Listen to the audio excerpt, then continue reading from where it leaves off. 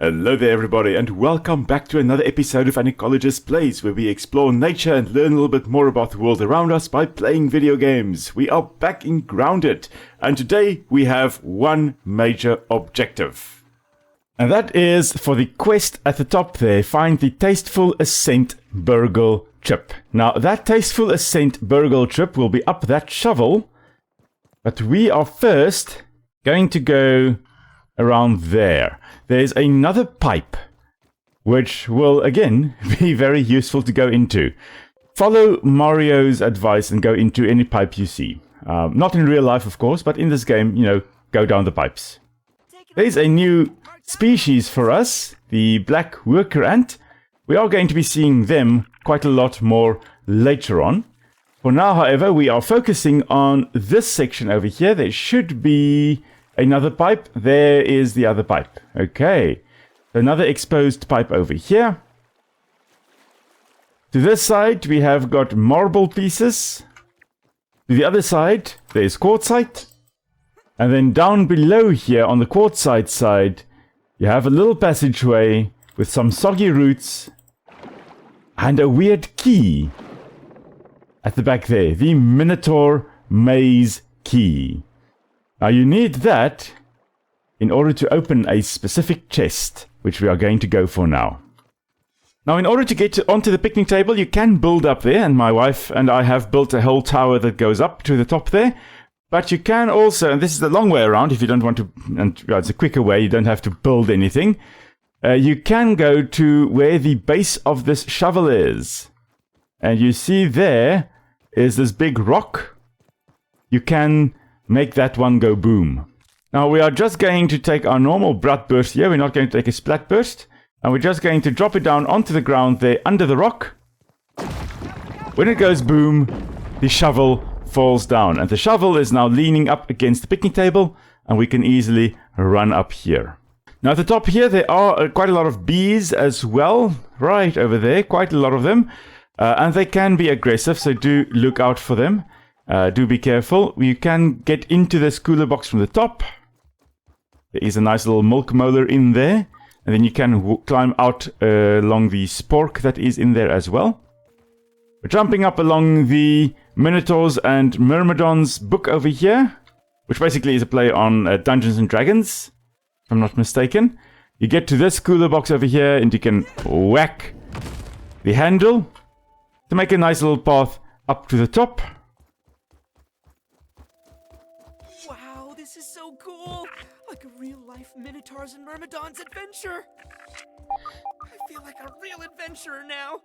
Yes, now as a Dungeons and Dragons player, I love the references here. I love D&D and I love this type of maze that they've built here. This is quite a cool little construction. Anyway, getting sidetracked here.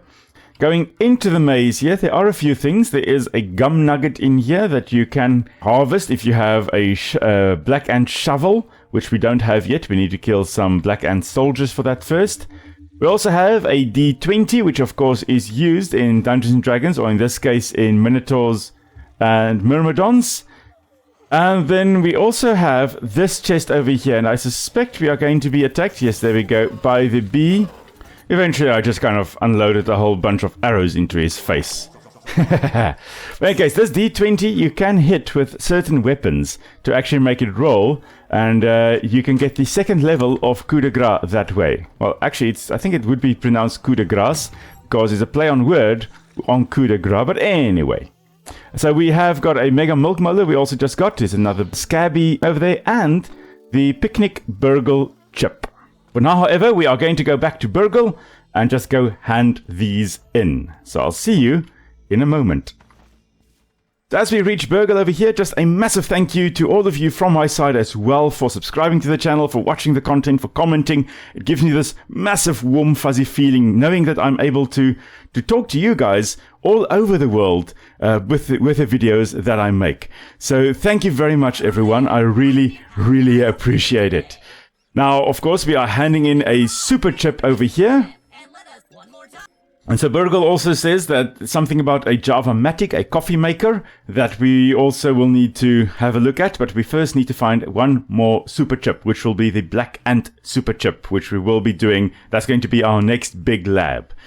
And now, of course, we should have access to some more things to buy here at the science shop. Now, we're definitely going to go for the advanced production buildings. That is thing to buy number 1. We're also going to have the Scabby Scanner for milk molars.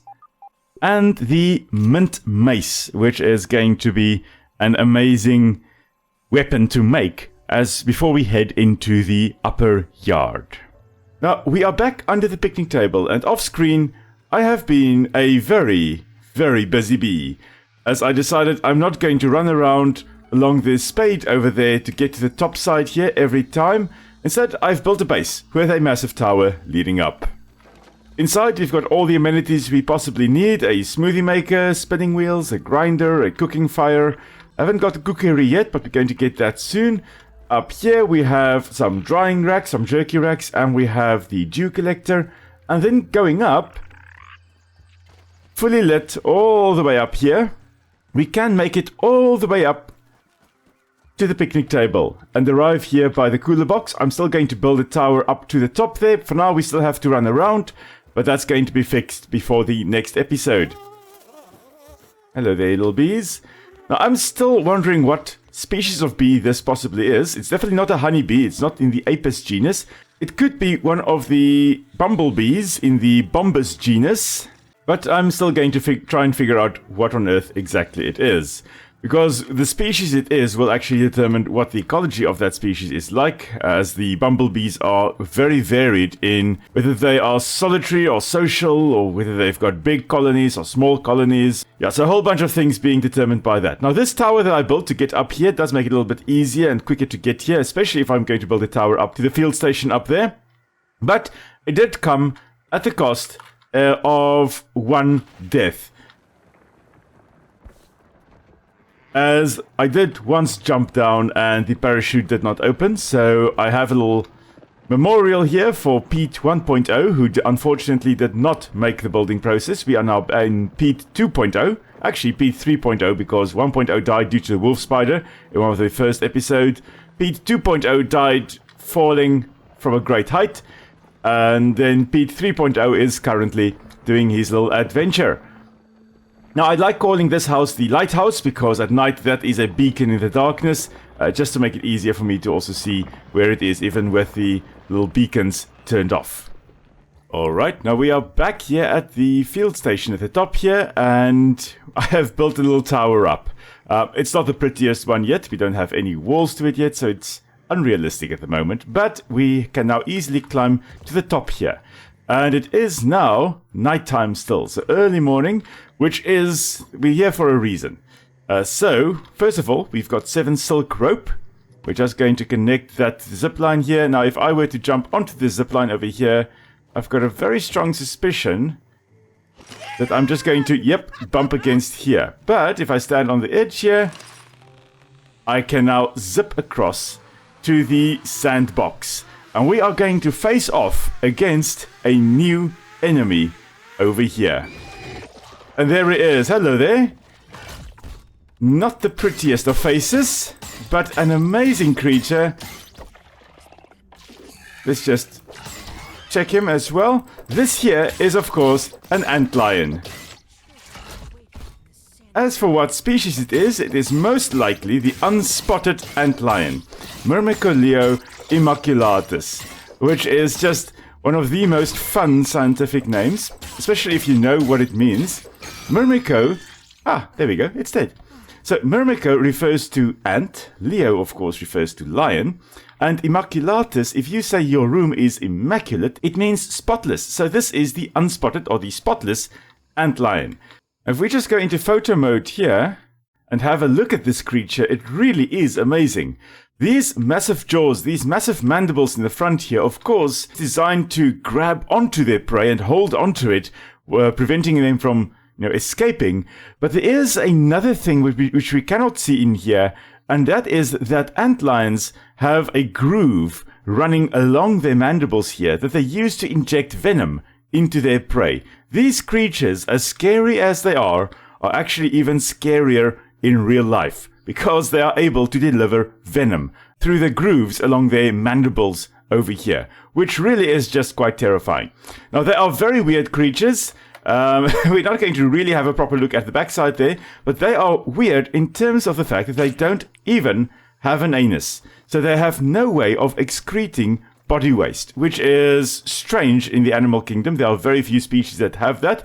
There is an invertebrate species, a marine invertebrate species, that also doesn't have a fully formed anus. Instead, it just creates a new one every time it needs to excrete body waste.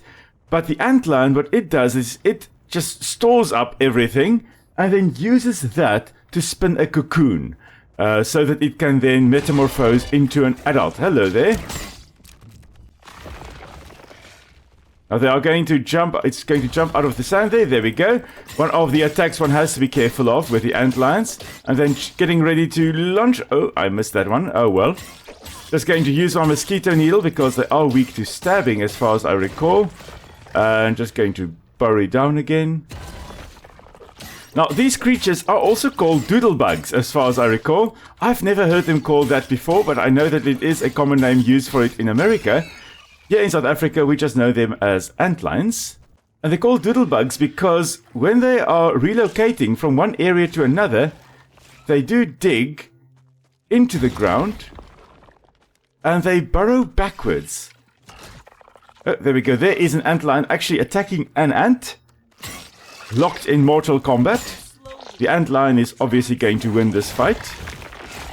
It's going to jump out. Now, normally what it would be doing is digging around backwards and then jumping up at whatever it is trying to grab. We're just going to shoot this in any case. You know what? Let them fight. While we get rid of our old friend, the wolf spider over here. It is chaos in the sandpit. So the wolf spider is dead. Now there are two antlions. And they're both coming for me. 3 antlions, and they're all coming for me. Not what I wanted. I'm just going to run up again up here. I've almost gotten rid of one. They're just going to lunge at me now. Oh, of course. I'm using the Mosquito Needle, of course, because it does also help me regenerate health as I stab these little guys. Okay, so we finally got some antlion pincers as well. Now, there's a good reason why we are fighting them. We need to make antlion armor in order to survive in the sandbox over here, in the sandpit. Now, we can also, there is a mutation, a very useful mutation, which does give us sizzle protection as well, and that is by the fresh defense one, which you get from eating a certain number of mints. But without antlion armor, that is still not going to protect you 100% against the sizzle.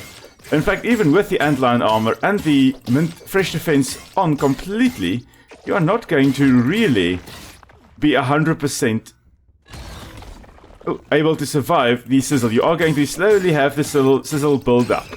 But it is going to allow you to survive longer without worrying too much about sizzling. Now we have got another hour or so in the sandbox left before we need to retreat. Make a tactical retreat. So let's make the best of it. Let's have a look. Right up here somewhere there should be... There we go. An antlion in a burrow. Now, antlions are really some of my favorite animals. They are related to the lacewings, which I'm pretty sure are the larvae running around in this game. And they do make these conical pits. Now, these pits may just look like holes in the ground, but they are amazing feats of engineering. Because these pits, the sides of these pits, the angle thereof, is the maximum angle where the sand grains are still able to stick to one another without them sliding down. So without the cone collapsing, without the pit collapsing. So this allows that if anybody was to walk along here, if any insect were to walk along the sides here, they would easily slip in here And if they didn't slip in automatically, the Sandlion has a trick up its sleeve. Apart from the fact that, yes, they do actually throw ants and other things at them, there is one other thing they can do, and this is why I'm doing this. They throw sand at anything that is coming down the side here that's not falling down. They actually throw stuff at them to make them fall into the pit. And once they fall down the pit here, they easily slide down, and of course when they get to the bottom here, the antlion is able to grab onto them using these massive pincers. And then in doing so, they're able to, of course, as I've mentioned, inject their venom and then consume them at their leisure.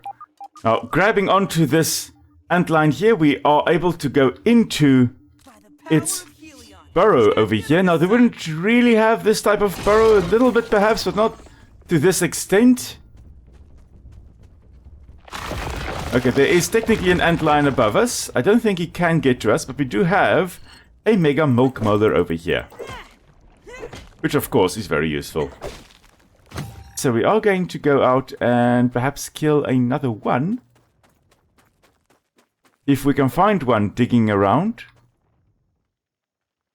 Now, I can hear one. And antlions have got very sensitive hairs along their body, which when they are submerged in the sand, allows them to pick up the vibrations of any invertebrate walking across the surface here, so that they are then able to actually like jump out. In some species they are free roaming, so some species would run around like these ones are. The immaculate antlion doesn't run around underground like these ones do, but you know, artistic license. So there's another one in the pit. May as well go and target him from a safe range. Easiest way to kill them is just to constantly strafe left and right, not standing still, and pepper them with arrows. Now the sun is rising, so it is going to be a rush against time here. We've only gotten another antlion part, or 2 antlion parts. We did not get an antlion mandible. So what we are going to be doing is collecting the ice cap mints over here and eating it. And we have just gotten fresh defense level 1. As you can see here, it does give us gas resist and burn resist and sizzle protection, which is what we are after. And we can eat, I think if you eat 10 of these mint shards, you are then able to have level 3 of the fresh defense.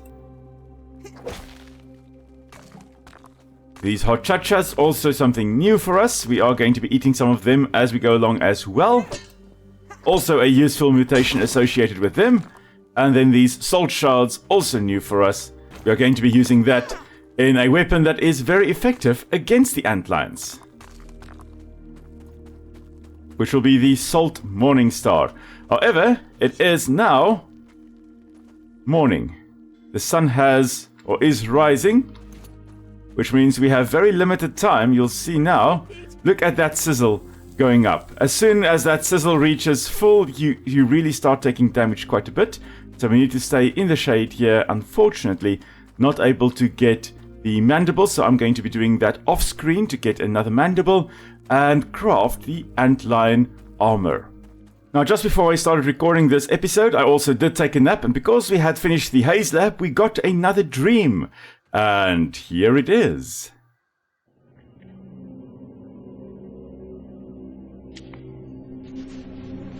Dr. Schmechter, these... Director